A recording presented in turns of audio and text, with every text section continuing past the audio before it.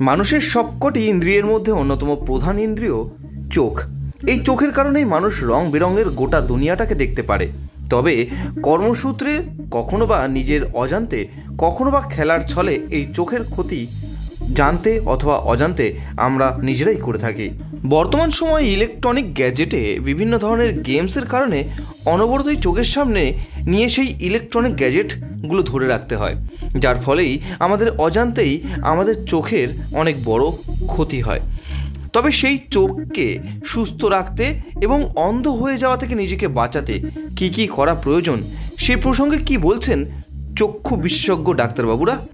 রাজ্য চক্ষু বিভাগ, এমপিসিবি এবং ভিআই স্বাস্থ্য ও পরিবার কল্যাণ দপ্তর, পশ্চিমবঙ্গ সরকার, regional institute of ophthalmology medical college and hospital এবং Swarupnagar power vision rural welfare society social welfare অর্গানাইজেশনের উদ্যোগে 5ই মার্চ অর্থাৎ বুধবার উত্তর 24 পরগনা জেলার বারাসাত 1 নম্বর ব্লক পঞ্চায়েত সমিতির কাশিমপুর গ্রাম পঞ্চায়েত অন্তর্গত দীঘার সারদাপল্লী এলাকায় স্বল্প মূল্যে চক্ষু পরীক্ষা শিবিরের এক বিশেষ ক্যাম্প করা হয়।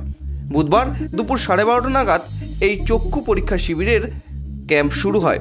এই দিনের এই চক্ষু পরীক্ষা শিবির সম্পর্কে দুপুর 2টো নাগাদ সাংবাদিকদের মুখোমুখি হয়ে কি বলেছেন চক্ষু বিশেষজ্ঞ ডাক্তারবাবুরা, আসুন সেটা একবার শুনে নেওয়া যাক।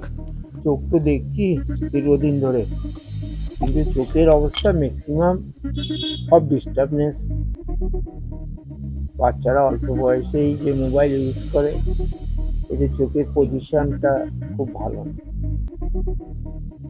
যার কারণে তো 4 বছর 4.5 বয়স থেকেই মাইনাস পাওয়ার চলে আসে বাচ্চা, অনেক রকম ডিস্টার্বনেস এসে পড়ে। এই পরিস্থিতিটা কি বলবো, এই মতো অবস্থায় কি করা প্রয়োজন প্রত্যেকটা মানুষের? প্রয়োজন মানুষ মাত্রে চোখ দেখানো উচিত, চোখের সচেতন করা উচিত। কেন গভর্নমেন্টের যে রুল আছে, যেটা অন্ধত্ব দূরীকরণের উপরে, এইভাবে মানুষের সচেতন করা দরকার আছে, কিন্তু মানুষের যে ভিতর সচেতনের ভাবটা খুব কম। কিন্তু আমাদের যে গভর্নমেন্টের প্রজেক্ট আছে, সেই প্রজেক্টের উপরে আমরা কাজ করি, তো এতে আপনার যতটুকু পারি মানুষকে সচেতন দেওয়ার চেষ্টা করি।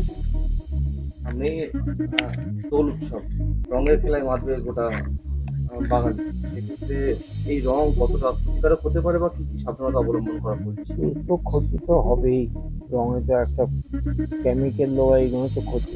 আবুরে খুব একটা আসে না, কিন্তু রঙে বেশি। অনেক ক্ষেত্রে কর্মজীবনে অনেকে রাত্রির জেগে কম্পিউটারের সামনে বা অনেকেই ফোনের মাধ্যমে সারা রাত্রির জেগে ফোন ঘাটেন, সেক্ষেত্রে কতটা মাথায় বা চোখে প্রেশার?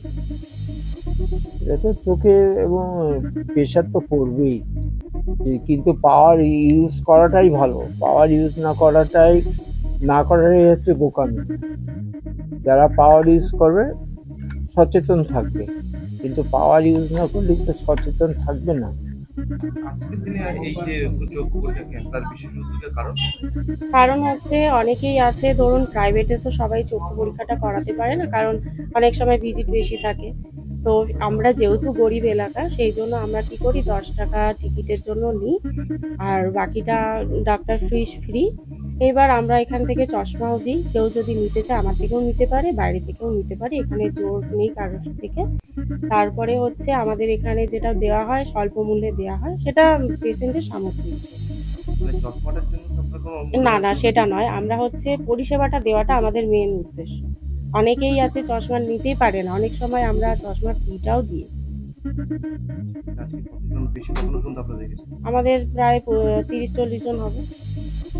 দেখুন, সামনেই বসন্ত উৎসব আসছে, হোলি এবং রঙের খেলা আসছে, অবশ্যই সেখানে একটা চোখের রং বা আবির যাওয়ার একটা সম্ভাবনা লেগেই থাকে। সেই দিক থেকে কি বলবেন, কি সতর্কতা? সেদিক থেকে সতর্কতা এটাই বলবো যে আনন্দ সবাই করতে চায়, এবার আনন্দটা সেরকম ভাবেই করতে হবে যাতে আমার কোনো সমস্যা না হয়। এবার হতেই পারে চোখে আবির চলে যায়, অনেক সময় রং চলে যায়, সেই নিয়ে অনেক ডিস্টার্বনেস আসে, সবারই আসে। তো সেই ক্ষেত্রে আমরা বিভিন্ন জায়গায় চোখের ক্যাম্প করি, সেরকম যদি কারো সমস্যা থাকে আমাদের কাছে দেখাতে পারে। তার কি ট্রিটমেন্ট আছে সেগুলো আমাদের অভিজ্ঞ ডাক্তার রয়েছেন, তিনি সেই ট্রিটমেন্টটা করে দিতে পারেন। আমরা ড্রপও দিই, কিছু ড্রপ থাকে সেগুলো আমরা বিনামূল্যে দিয়ে থাকি। চোখের সমস্যা তো অবশ্যই হচ্ছে, যেহেতু আমাদের যে মোবাইলের যে আলোটা আছে না, ওটা খুবই খারাপ। তার জন্য আমাদের, যেহেতু আমরা প্রত্যেকটা গ্রামগঞ্জে ক্যাম্প করি মানুষের সতর্কতা করার জন্য। কারণ হচ্ছে যেটা একটা মোবাইল যে আলোটা, আমরা খালি চোখে মোবাইল দেখি অনেক সময় অন্ধকারে, সেটা চোখের এফেক্ট আসে। তার জন্য আমরা একটা চশমা আছে, সেটা হচ্ছে এআরসি কোডিং একটা চশমা আছে। ওইটা ব্যবহার করলে ওইটা চোখে দিলে অনেকটা মোবাইলের আলোটা চোখের মধ্যে আসে না, অনেকটা চোখটা সুরক্ষা থাকে। তার জন্য সেই পরিষেবাটা আমরা মানুষকে বলি, দিতে চাই। অনেকে নিতে পারে, অনেকে নিতে পারে না। পরিষেবাটা আমাদের মূল হচ্ছে পরিষেবা দেওয়া, দুস্থ মানুষ এবং গ্রামগঞ্জে পরিষেবাটা দেওয়া, এটা আমাদের মূল কাজ। সেক্ষেত্রে যারা এই অনবরত মোবাইল বা ইলেকট্রনিক গ্যাজেট যেগুলো এলইডি আছে সেগুলো ব্যবহার করে তাদের উদ্দেশ্যে কি বলবেন? তাদের অবশ্যই বলবো, এই যে আমরা যে চশমাটা দিচ্ছি এআরসি কোডে, এই চশমাটা ব্যবহার করা উচিত। আর আজকের যিনি চিকিৎসক এখানে চিকিৎসা প্রদান করছেন তিনি মেডিকেল কলেজ উনি মেডিকেল কলেজ হসপিটালের ডাক্তারবাবু, উনি এখন রিটায়ার। ওনার নাম অশোক সরকার।